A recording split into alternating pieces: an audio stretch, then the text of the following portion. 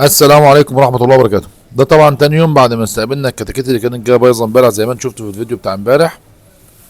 زي ما انتم شايفين كده احنا حاطين لندتين اتنين، لنده حمراء 200 ولنده حمراء 100، عشان الناس بس اللي بتتكلم وتقول يعني ايه دفي. يعني الدفي يعني تزود اللند اللي موجوده في المكان عشان خاطر توصل الحركه. زي ما انتم شايفين كل فرخ نايم لوحده، فراخ التلات بتشرب اهيت.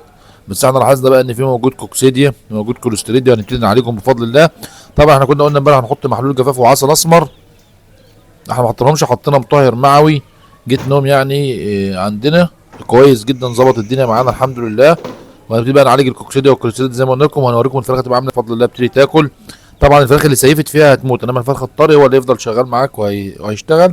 وزي ما انتم شايفين بقى يعني اللندتين الاتنين كمان، وهتلاقوا ان كمان في اخر الفيديو ان انا مغطي كمان ببطانيه فوق ده كله عشان خاطر البرد ما يبقاش شديد على الفراخ. باذن الله بقى نعالج الكوكسيديا والكوليسترول زي ما قلنا لحضراتكم، يعني زي ما انتم شايفين قدامكم اهو.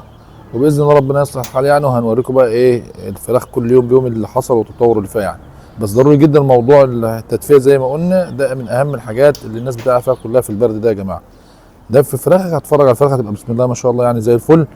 وزي ما قلت لكم في اول الفيديو اهو، شوف مغطيين ببطانيه كمان مع لمضتين اتنين موجودين في المكان، وباذن الله الدنيا تبقى زي الفل.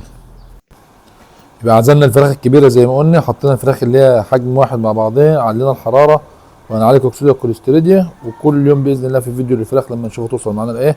والسلام عليكم ورحمه الله وبركاته.